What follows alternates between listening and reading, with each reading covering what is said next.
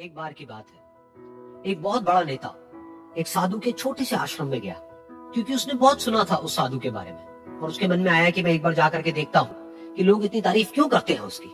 तो जब वो उस आश्रम में गया तो वहां पर एक छोटा सा कमरा था जहां पर एक कालीन बिछा हुआ था। वहां पर कुछ लोग बैठे हुए थे नीचे और साधु जी सामने बैठे हुए थे। कुछ सवाल जवाब चल रहा था। तो जैसे ही वो अंदर गया, वो अकेला नहीं था, उसके साथ में 4 बॉडीगार्ड्स भी थे और उसको ये आदत थी कि जहां पर भी वो जाता था लोग अपनी जगह से खड़े हो जाते थे, उसकी तरफ देखते थे, हाथ जोड़ते थे, अपना सर झुकाते थे।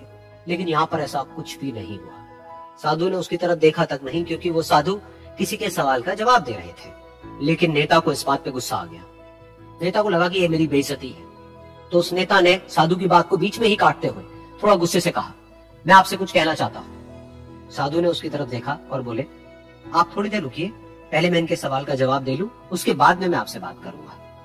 तब तक अगर आप चाहे तो आप बैठ सकते हैं। बस साधु का इतना कहने की देर थी। नेता का चेहरा गुस्से से लाल हो गया और फिर उसने अपना सारा गुस्सा उस साधु के ऊपर निकाल दिया। अभी तक वो नेता बहुत ही तमीज से बात कर रहा था, यानी कि आप कह करके बात कर रहा था। अब वो तू तड़ाक पे उतर आया। नेता ने उस साधु को कहा, तुझे पता भी है मैं कौन हूं और तू किससे बात कर रहा है? साधु ने उसकी तरफ देखा और कहा, मुझे इससे कोई फर्क नहीं पड़ता कि आप कौन है, लेकिन आप जो कोई भी है, अगर आप चाहते हैं कि मैं आपके सवाल का जवाब दूं या आपसे बात करूं तो आपको कुछ देर रुकना होगा। और साधु के ये कहते ही नेता गुस्से से पागल हो गया और वहीं सबके सामने चीखने चिल्लाने लग गया, अब मैं तुझे तेरी असली औकात दिखाऊंगा।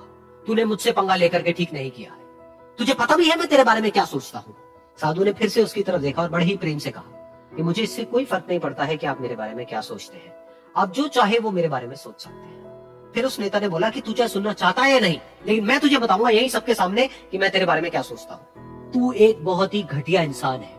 तू कोई साधु नहीं है, तू एक ढोंगी है, पाखंडी है और यहाँ पर जितने भी लोग बैठे हैं उन सबको बेवकूफ बना रहा है। तेरा बस एक ही मकसद है कि इन लोगों की जेब में जितना भी पैसा है वो सब तेरे पास में आ जाए। तू अपने फायदे के लिए इन लोगों का इस्तेमाल कर रहा है और अब मैं तुझे नहीं छोड़ने वाला। तेरा पर्दाफाश करके रहूंगा पूरी दुनिया के सामने।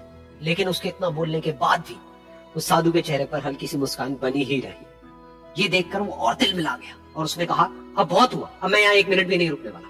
लेकिन अभी भी तेरे पास में मौका है। अगर मुझसे माफी मांगनी है या मुझसे कुछ कहना है तो कह सकता है।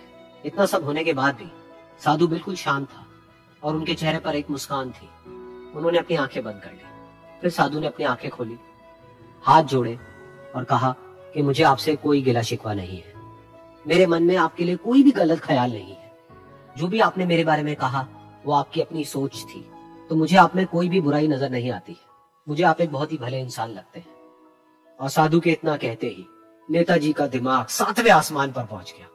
उनके चेहरे पर एक अजीब सी खुशी थी, क्योंकि उस साधु ने वो ही कहा जो बाकी सब लोग उस नेता को कहते हैं। और वो खुशी खुशी उस आश्रम से अपने घर की तरफ चला गया और जा करके अपने पिताजी के साथ में बैठ गया। उसके पिताजी की आंखें बंद थी और वो ध्यान में थे। पूरी जिंदगी उन्होंने सिर्फ लोगों की सेवा करी और बदले में कुछ भी एक्सपेक्ट नहीं किया। तो थोड़ी देर बाद जब उन्होंने अपनी आंखें खोली और देखा अपने बेटे को अपने साथ बैठे हुए, तो उनके बेटे के चेहरे पर आज एक अजीब सी खुशी थी जो आज से पहले उन्होंने कभी नहीं देखी थी। फिर उसने एक एक करके सब कुछ बताया कि आज क्या हुआ, किस तरह से वो आश्रम गया, वहां पर क्या हुआ, उसने क्या कहा, उन्होंने क्या कहा। तो जब इसके पिताजी ने पूरी बात सुनी तो थोड़ा सा मुस्कुराए और अपने बेटे को देख करके बोले कि उन्होंने तुम्हारी तारीफ नहीं करी है, क्योंकि उन्होंने वो नहीं कहा कि जो तुम हो, उन्होंने वो कहा कि जो वो खुद है। और तुमने जो भी कुछ उनको कहा वो नहीं कहा कि जो वो है, बल्कि तुमने वो कहा जो तुम खुद हो। यही बात वेदों में भी कही गई है, यथा दृष्टि तथा सृष्टि।